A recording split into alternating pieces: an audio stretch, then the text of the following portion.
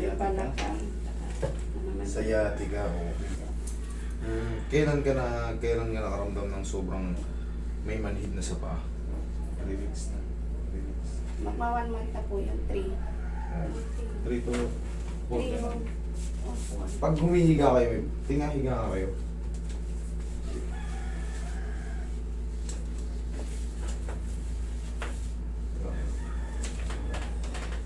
Yan.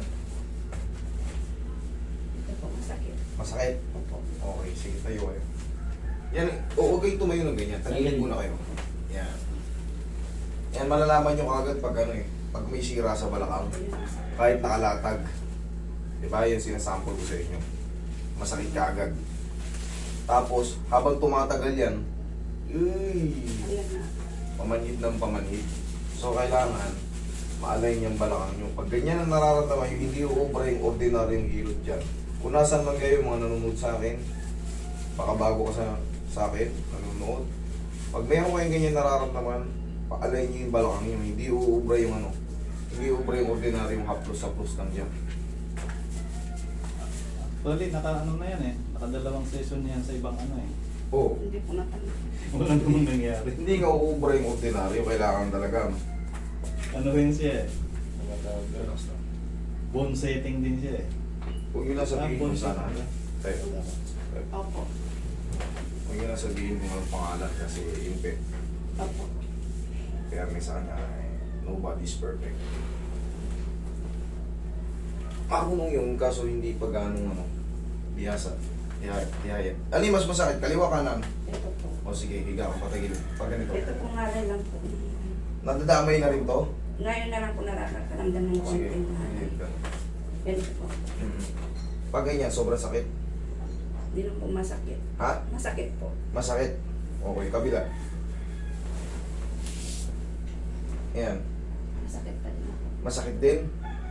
Okay. Ano yung mas masakit? Yung ganyang posisyon, yung kabila? Parehas lang din po masakit. Parehas lang? Ito, ito. Sige. Ito mas masakit po pag ganito. Mas masakit pag ganyan? Baliktad ka. Kabila. Kakapay natin kung ano yung mas maluwan ka. Ayan, mas maluwan ka? Mas maluwag na po. Okay. Mas maluwag ng konti. Pero may pain pa rin. Kung lalaba na, relax mo lang. Natulas ka ba? Hindi po. Kung lalaba mo lang yung mga pangyahan sa pa. Kabilang side.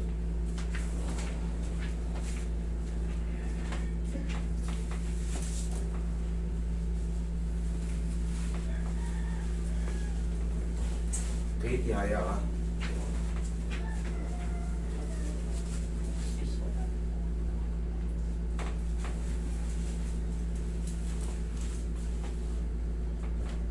Okay na pa ka? Sakto nito. Pag ganyan, masakit, hindi naman, sakto lang. Sakto lang po. Sakto lang? Dito. Sige. Habang tumatagal, namamanid, hindi naman. Sakto lang pa rin. Sakto lang. Okay.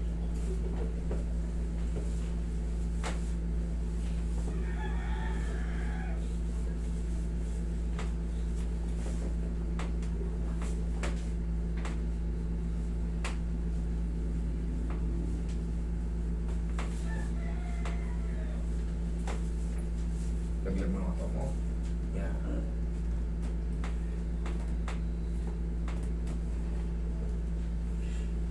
Okay, masusunod ulit.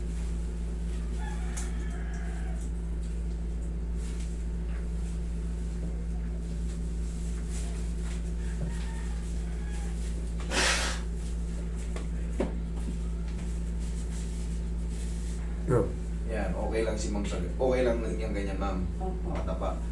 Malalaman ko kagad kung sa posisyon, sa mga higa, tihaya, tagilid, malalaman ko kagad kung yung ipit, kung intense yung ipit. Tulad yan, pag nakahiga siya ng ganun, nakalatag ng ganyan, masakit. Pag nakatagilid, sumasakit din. Kabilang side, sumasakit din. Pag ganyan, okay na siya. Malalaman natin mamaya pag tumihaya siya. pinamamassage ko lang yung balakang niya para yung mga muscle spasm.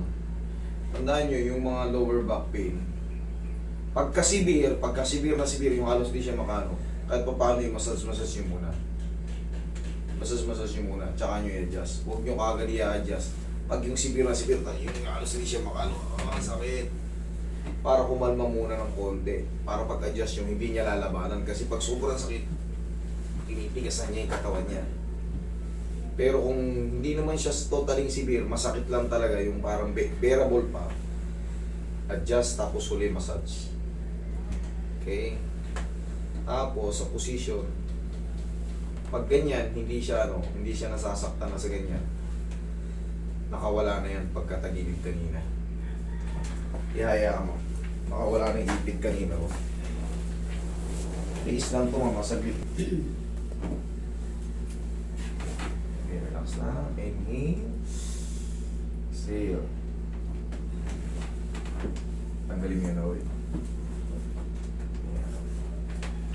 Yan, natag mo lang. Manit ba siya? O kumikulot. Pag maliit na lang, kumbaga yung bearable na siya, hindi kasi agad nasisiro yan kasi nasira na yung disc mo. May pain siya, pero alam mo naman yung nararamdaman mo eh. Pero kung di same pa rin yun, babaguhin ko. Kung hindi na, okay na. Okay na. Anong pakiramdam mo? Mas maalwan o mas lalo sumakit? Parang ganun pa rin po ako. Ano po? Parang masakit pa po. Masakit pa? Dito sa kanan, tagilid ka.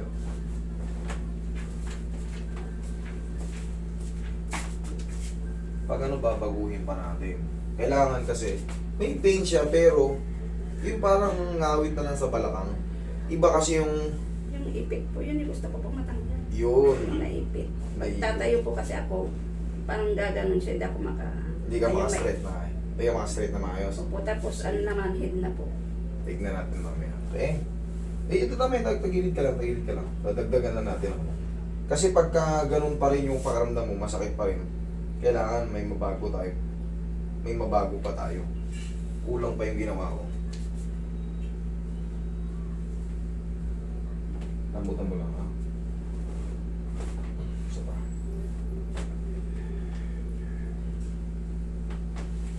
Ihaya ka ulit.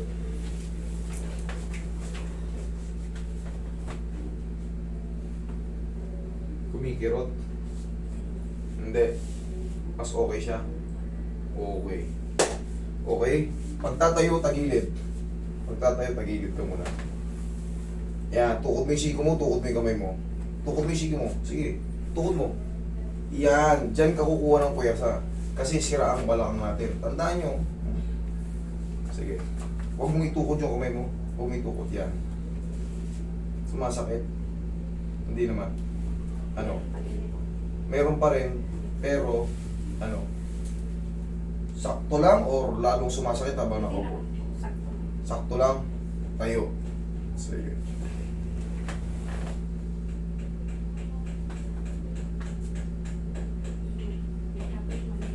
Ano na? Nawala yung manhid. Wala yung manhid? Okay, Kasi upo pagka ka. ano, Tanggal na yan. pagka Okay. ganun, Upo ka. Sige. ano naman yung polat kasi. Pagka tumatayo ka agad, namamanhid. Sasabay na po yung manhid. Okay, tanggal na yung ipit niyan. Ganito yan. Tanggal na yung ipit niyan. Wala ka kasing dalang files eh. Pero syempre kabisado ko na yung ano yan eh. Yung nararamdaman mo, pag kinokompress mo, ibig sabihin may posterior desiccation ka. Kasi manhid ka agad eh. Pero ngayon nawala. Tanggal na yung pagkaipit nun, malaya na yung ano nun. Ang problema dyan, may pain pa yan kasi sira yung ganto mo. Pero, habang tumatagal yung mga araw, mga 1 week, ganyan, huwag ka lang magbubuhat ha. Huwag ka lang magbubuhat, dire-diretso na yan. Kung meron nireseta sa yung doktor, yun ang i-take mo. Uubra na ngayon yun para mas mabilis makatulong sa'yo. Mas mabilis ka makarecover. Pero kung hindi nireseta sa'yo, huwag nyo iinumin ha. Hindi pa naman. Hindi pa. Oo, yun. Wala muna kayong iinumin. Yan. Paghihilom na yan. 3 to 4 days, 1 to 2 days makakaramdam ko. Makakaramdam ko pa ng mga mild pain sa balakang mo kasi sira yung disc mo. 3 to 4 days pataas, yan, wash out na yan. Tapos, yun nga, huwag ka muna magbuhat ng mabigat. Under therapy ka, hayaan mo muna makapaghilom yung balakang mo. Okay? Pero pwede na po yung pumasok. Saan? Sa trabaho po. Pwede naman pumasok sa trabaho. Lakad-lakad lang. Oo, wag ka lang magbuhat muna ng mabigat. Kasi, masisira lang ulit yan. Masisira lang ulit yan. Lahat ng tinitherapy kailangan makarest muna, kahit papano. Diba? At least mga 3 days, makarest muna ng maayos. Pero kung palakad-lakad ka lang naman, Opo, lakad. Titinda ko kasi. wala yung mga, baka sa tindahan, karton-karton naman yung Hindi naman. inaangat-angat niya, lipat-lipat ng ano, kung mga, Pag yun ang namimili lang nakakaano po kasi. yun. Pag Ha? namimili lang po kami. Ayun nga eh. Pero kung titinda ka lang, parang, mga Ayoko damit po, sa salon okay lang po. ganun okay lang yun. Pero kung yun nga, nasa tindahan nga, parang warehouse naman, maraming paninda. Karton-karton naman yung isinasalansan mo. Wala rin. Kailangan makapahinga muna yung balaka mo. At least, para maging ano ka, mas mabilis ang recovery mo. Kasi putok yan sa'yo. Kaya naman hit ka kagad. Ano po kaya itong ano ito, yung bukol na yan? Ito? Pinaano ko na yan pero wala naman daw po yan. Huwag mong, Ano ito, kaya wala yan? yan, ano lang yan. Huwag Lamig? mong durugin. Spasm lang yan, huwag mong durugin. Huwag mong padurog. Huwag ka maniwala rin sa massage na puro lamig ang alam. Ay, hindi ko po ano pina... Ganyan lang. Huwag mong patamaan siya, baka mamaya. Hindi natin alam kung ano ito yung bukol na to. Baka ma-irritate yan. Kumbaga, kung hihilutin mo man siya, ito siya, Opo. dito sa paligid lang. Huwag mong patamaan kasi merong ibang bukol. Hindi ko ito makumpirma kung ano to. Pero maliit lang naman eh. Meron kasi mga cyst. Pinaano ko na po Lymphoma. yan. Hindi naman Tumor. daw wala. O, yun maganda, wala. Huwag mo nang patamaan. Huwag mong hilot-hilutin, ha? O, tayo ka, lakad ka, tingnan mo. Wala. Ha? Wala. Wala na. Thank you. Okay? Thank you.